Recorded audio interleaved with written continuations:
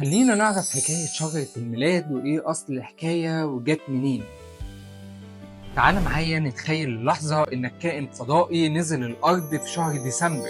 هتشوف حاجة غريبة جدا بتحصل في كل قارة وفي ملايين البيوت. البشر الكائنات العاقلة دي بيقطعوا أشجار من الغابة ودخلوها جوه بيوتهم. مش بس كده، دول بيزينوها بالنور والذهب وبيقعدوا يتفرجوا عليها وهم مبسوطين.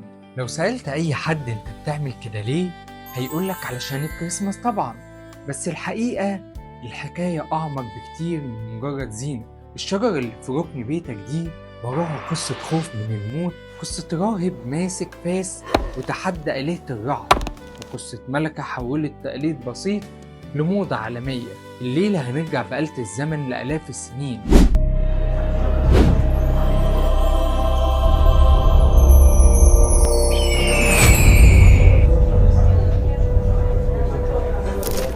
عشان نعرف ازاي الشجرة دي قدرت تنجو من العصور المظلمة وتدخل بيتي وبيتك النهاردة.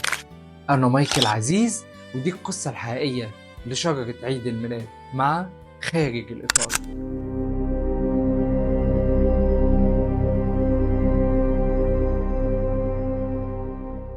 علشان نفهم القصة لازم ننسى التكنولوجيا والكهرباء ونرجع لزمن كان فيه الشتاء هو العدو الأول للإنسان. زمان لما الشمس كانت بتغيب بدري في الشتاء والبرد بيقضي على المحاصيل، القدماء كان عندهم رعب حقيقي. كانوا بيسألوا نفسهم، هل الشمس ماتت؟ هل الربيع هيرجع تاني؟ ولا دي النهاية؟ وسط اللون الأبيض والموت اللي ملا الغابات كان فيه كائن واحد بس لسه محتفظ بلونه. الأشجار دي هي أشجار دائمة الخضرة. تخيل شعورهم وهم بيبصوا لشجرة الصنوبر أو التنوب، كانت بالنسبة لهم معجزة، الكائن الوحيد اللي قهر الموت.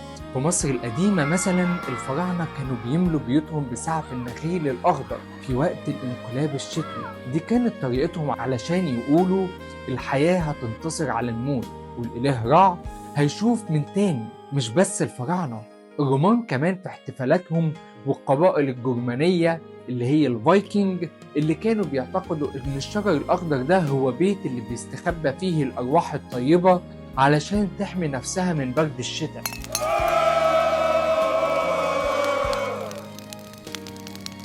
الخلاصة يعني قبل المسيحية بقرون كان دخول اللون الاخضر للبيت هو بمثابة تميمة امل، وعد إن الشمس هترجع تشرق تاني.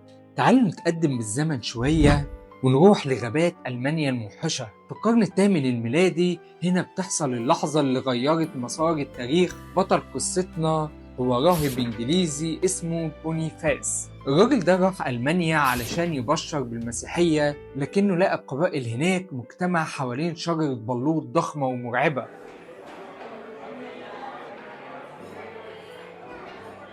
بيسموها شجرة الرعد ومكرسة للإله ثور. الأسطورة بتقول إنهم كانوا بيجهزوا لتقديم ضحية بشرية عند الشجرة دي، بس بونيفاس كان لازم يتصرف.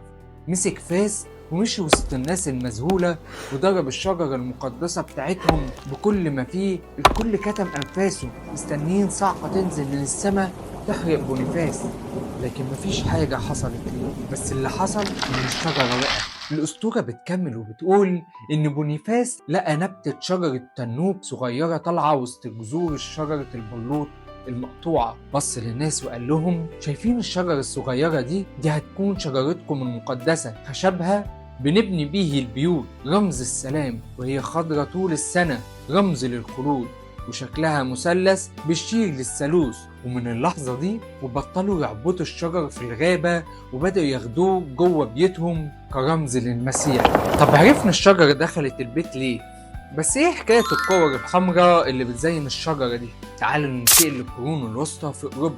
الناس وقتها ما كانوش بيقروا ولا بيكتبوا، كانت الكنيسة بتعلمهم الدين عن طريق المسرحيات. يوم 24 ديسمبر كان بتتعرض مسرحية عن قصة الخلق، آدم وحواء. وطبعا القصة محتاجة ايه؟ شجرة تفاح. بس احنا في عز الشتاء في أوروبا، هنجيب شجرة تفاح منين؟ الحل العبقري كان إنهم يجيبوا شجرة صنوبر ويعلقوا في فروعها تفاح أحمر حقيقي. والناس حبت الشكل جدا، بدأوا يقلدوه في بيوتهم وبمرور الزمن التفاح الحقيقي باظ وبدأوا يستبدلوه بكور إزاز لونها أحمر، ودي يا سيدي أصل الكور اللي بتعلقها النهاردة. أما النور فالحكاية بتقول إن المصلح مارتن لوثر كان ماشي بالليل في الغابة وانبهر بشكل النجوم وهي بتلمع وسط فروع الشجر. عشان ينقل الجمال ده لأطفاله جاب شجرة وركب عليها شموع حقيقية كان شكلها فعلا سحري وجميل، بس طبعا كانت وصفة كارثية للحرايق زمان وما ننصحش حد يعمل كده دلوقتي. ورغم كل التاريخ ده الشجرة فضلت لقرون طويلة عادة ألمانية محلية لحد ما جت سنة 1848، السنة اللي الشجرة فيها عملت ضجة عالمية في قصر واندا سور في بريطانيا. أقوى ملكة في العالم وقتها الملكة فيكتوريا حبت تحتفل مع جوزها الأمير ألبرت اللي كان ألماني الأصل. الأمير ألبرت قرر يعمل مفاجأة وجاب شجرة ضخمة وزينها في القصر علشان يفكرهم ببلده. مجلة لندن الأخبار نشرت رسمة للعيلة المالكة وهم واقفين حوالين الشجرة. بما إن الملكة فيكتوريا كانت هي أيقونة الموضة في عصرها، فجأة كل الطبقات الأرستقراطية في لندن قلدتها، ومن بريطانيا سافرت الفكرة لأمريكا مع المهاجرين ومنها لكل ركن في العالم. من خوف القدماء من الظلام لفاس القديس بونيفاس لحد صالون الملكة فيكتوريا، شجرة الكريسماس قطعت رحلة طويلة قوي عشان توصل للصورة اللي احنا شايفينها دلوقتي. يمكن الشكل اتغير ويمكن النور بقى كهرباء بدل الشموع والتفاح بقى بلاستيك، بس المعنى الحقيقي فضل زي ما هو، النور وسط الظلام والأمل وسط البرد. وانت بتركب الشجرة السنة دي افتكر انك مش بس بتحط ديكور، انت بتحيي تقليد انساني عمره آلاف السنين بيحتفل بانتصار الحياة. قولولي في الكومنتات ايه اغرب حاجة بتعلقوها على الشجرة عندكم؟ هل كنتوا تعرفوا قصة بونيفاس دي قبل كده؟ لو عجبتكم القصة ما تنسوش اللايك والشير واشتركوا في القناة علشان نكتشف أسرار تانية سوا. كل سنة وانتم طيبين. سلام.